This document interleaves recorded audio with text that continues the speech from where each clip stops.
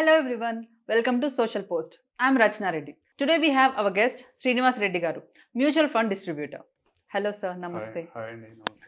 Comparative to insurance lo పెట్టడం, mutual funds లో పెట్టడం, gold, real estate, middle class people కి వాళ్ళు ఇన్వెస్ట్ చేయాలంటే నమ్మకం కనిపించాలి, రిటర్న్స్ కనిపించాలి. సో వాళ్ళకి అర్థమయ్యేలాగా మ్యూచువల్ ఫండ్స్ ని కొంచెం క్లియర్ గా ఎక్స్ప్లెయిన్ చేస్తాను, ఒక చదువుకొని మిడిల్ క్లాస్ మనిషికి అర్థమయ్యేలాగా.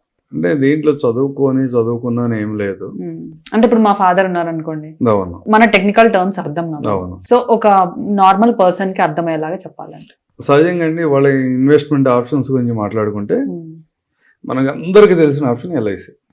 అది మేము కడతారు, అందరం కడతాం. ఎందుకంటే ఒక trust, LIC government of India sponsor చేస్తుంది.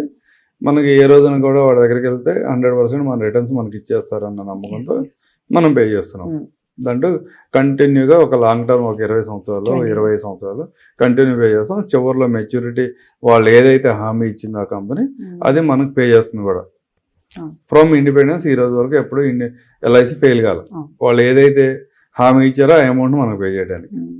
నేను ఒక నార్మల్ టర్మ్స్లో అందరికీ అర్థమయ్యేలాగా మ్యూచువల్ ఫండ్కి, ఇన్సూరెన్స్ ప్లాన్స్కి, నాట్ ఓన్లీ ఎల్ఐసి ఎవరికైనా గురించి మనం ట్రెడిషనల్ ప్లాన్స్కి, ట్రెడిషనల్ ఇన్వెస్ట్మెంట్కి మ్యూచువల్ ఫండ్కి ఉన్న తేడా ఏంటంటే, మీరు ఒక నెలకు 2,000 రూపాయలు ఒక ఇన్సూరెన్స్ ప్లాన్ ఏదన్నా కానీ ఇన్వెస్ట్మెంట్ చేసుకుంటూ వెళ్ళారు, ఒక 20 సంవత్సరాలు ఇన్వెస్ట్మెంట్ చేశారు, మీకు మెచ్యూరిటీగా 10 లక్షల రూపాయలు వస్తుంది 20 years ఇన్వెస్ట్మెంట్ చేసినందుకు. అదే 2,000 రూపాయలను కనుక మీరు మ్యూచువల్ ఫండ్లో ఇన్వెస్ట్మెంట్ చేస్తే మీ ఇన్వెస్ట్మెంట్ వాల్యూ 10 లక్షల బదులుగా 30 లక్షల వరకు ఉంటుంది. 30 లక్షల నుంచి పైనే ఉంటుంది.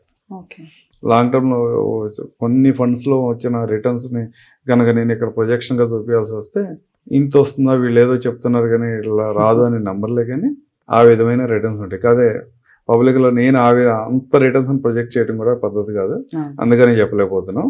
అక్కడైతే 10 లక్షలు వస్తుంది, ఇక్కడైతే 30 లక్షలు వస్తుంది. కానీ మీకు వెంటనే ఒక క్వశ్చన్ వచ్చింది, అంటే ఎల్ఐసి నేను కట్టే ఇంత తప్పు చేస్తున్నానా?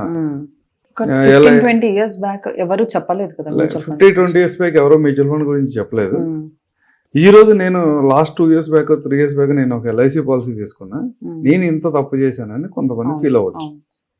కానీ దీంట్లో రెండు, ఏ ప్రోడక్ట్కి ఉన్న ఫెసిలిటీస్, ఏ ప్రోడక్ట్కి ఉన్న ప్రాపర్టీస్ ఆ ప్రోడక్ట్కి ఉంటాయి.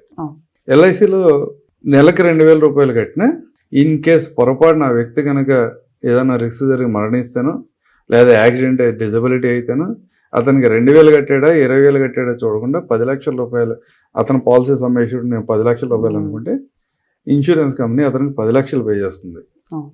ఒక 2,000 రూపాయలు లేదా ఒక 20,000 రూపాయలు పే చేసిన తర్వాత ఒక 10 లక్షలు వస్తే నేను చెప్పిన ఇంట్రెస్ట్ క్యాలిక్యులేషన్ ఎక్కడా కూడా సంబంధం కలవదు. కానీ అదే సందర్భంలో అట్లా ఏమి జరిగినా నేను మ్యూచువల్ ఫండ్ కంపెనీ ఆ రోజు ఉన్న వాల్యూ మాత్రమే పే చేస్తుంది, కానీ అదనంగా అతనికి ఏమి ఇవ్వదు.